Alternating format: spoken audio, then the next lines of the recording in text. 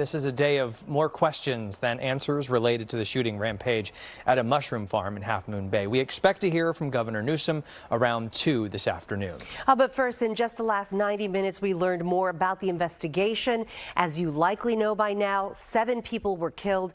We now know that 6 of them were men and 1 was a woman. There's also 1 survivor, a man who is now in critical but stable condition in the hospital. The suspected gunman is still in custody, and we know he will face a judge tomorrow afternoon.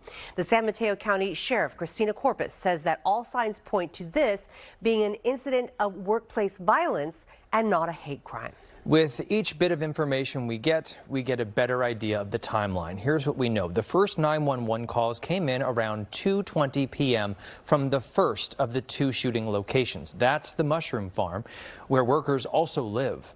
Deputies arrived to find 5 victims, including that man who's now in the hospital. Next, 3 miles away off Highway 1, 3 more victims were discovered at a nursery.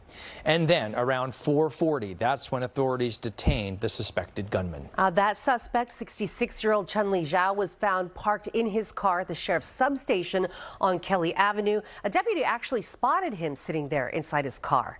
And this is the dramatic moment when authorities took him into custody. We have live team coverage this morning. NBC Bay Area's Pete Suratos is near the scene with more reaction from the community. But first, let's turn to NBC Bay Area's Bob Redell, who is at a news conference this morning. What's the latest from investigators, Bob?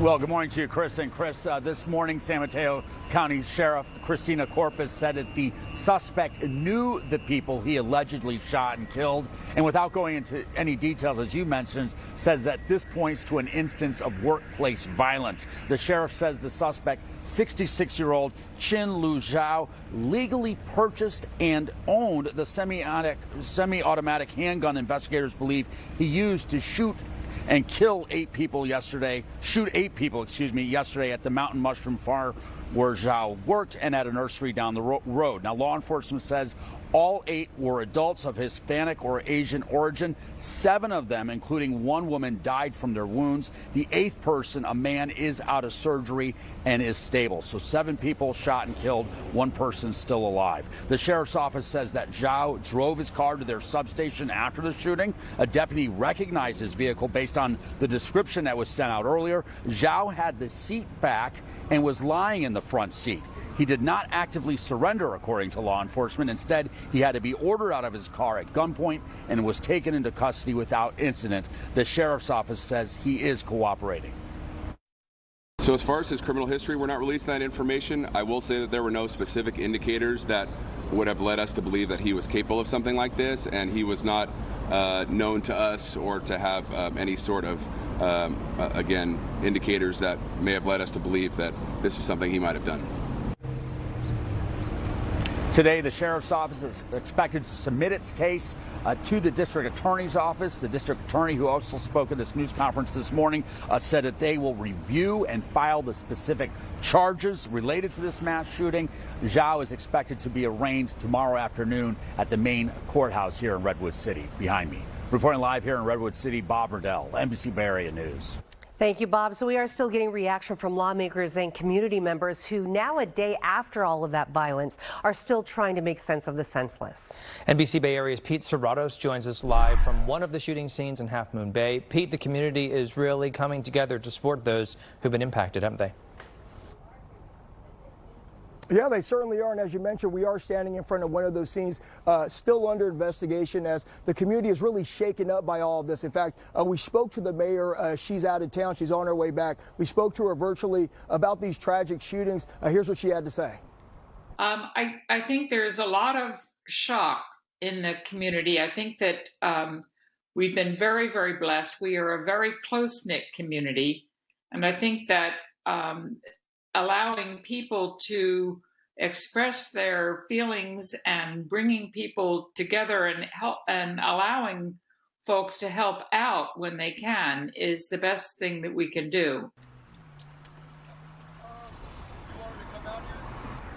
And we've really seen that tight-knit community all morning long. In fact, we were over there at the IDS Family Reunification Center. That's where they set up this center following yesterday's shootings. Now, no one was there this morning, but we know that there were dozens of families there following the aftermath of the shootings. But we saw locals pass by for a couple hours in a row. We saw some locals there passing by with flowers and even bringing coffee to show support for these families. Too many shootings have been happening. It's a bad way to express your frustration. It's just heavy. It's really sad. Half Moon Bay, I don't know our exact population. I think it's like 13,000. It feels small, and it feels like your hometown. So it's kind of shattering. I'm just sad for the families. Now, I just got off the phone with a local nonprofit called Alas. They're a local Latino nonprofit helping a lot of these families here. They say that the families, they have been relocated to different hotels, but they said they still need help. We're talking about a lot of children in these cases, so they are still, of course, taking any donations. We're live in Half Moon Bay. Pete Suratos, NBC Bay Area News. All right, thank you very much, Pete. So some of that reaction coming from local lawmakers this morning as well. Joining us now is State Senate Senator Josh Becker. First, what's your message for the community of Half Moon Bay, which you represent?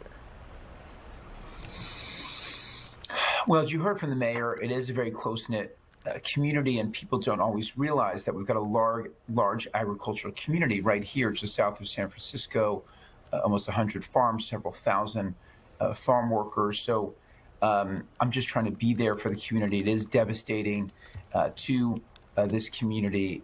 You mentioned ALAS, which is an amazing organization that works with farm workers year round.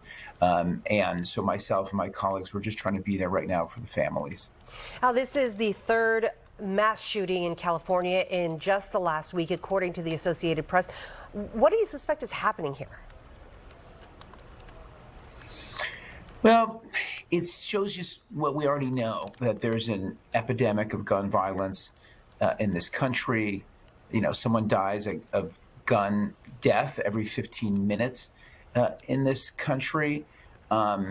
So these are things we've known, but, when it hits home to your own community, it's different, right? We do have the strongest gun laws in the country. We have many, many fewer gun deaths per capita than other states, 1/3 as many deaths as Mississippi. But all that doesn't seem to matter when you've got 7 innocent people, dead in your own community.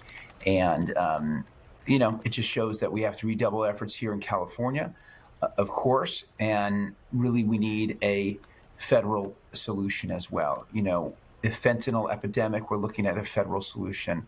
Gun violence, we ultimately need a federal solution. But in the meantime, we're doing everything we can here in California.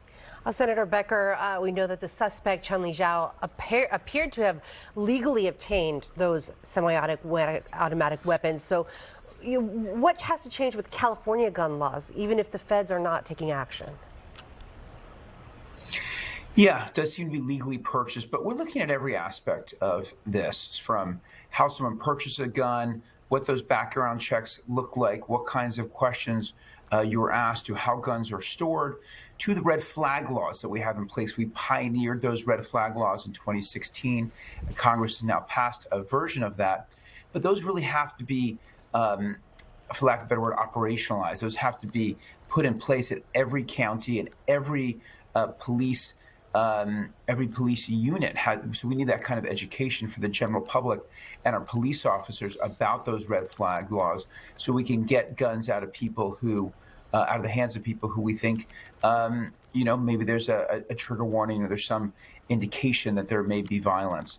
But other than that, we're looking at accountability for gun manufacturers, things like micro tracing. It's just really every aspect of the process here.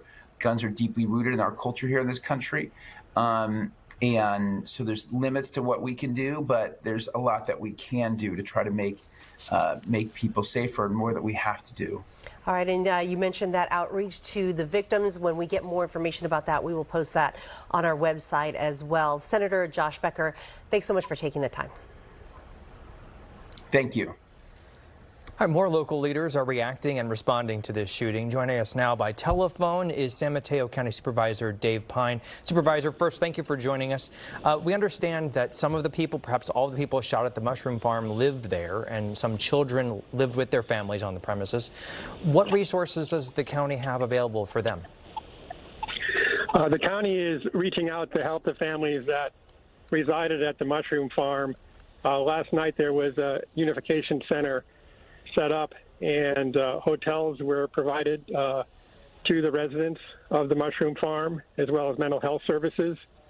And we'll continue to provide housing support.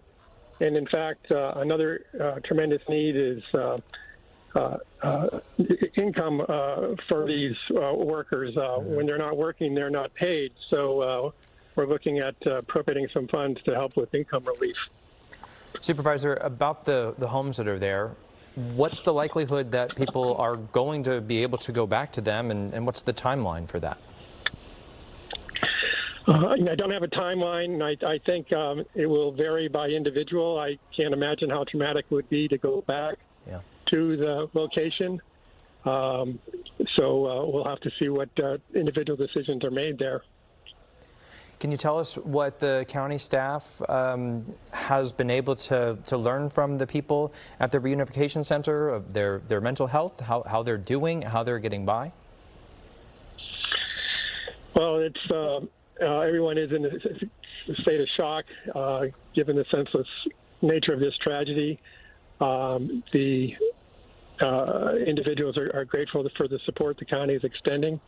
But it's going to be a long road to recovery for everyone involved. All right, Supervisor Pine, thank you so very much for your time. We appreciate it. Thank you.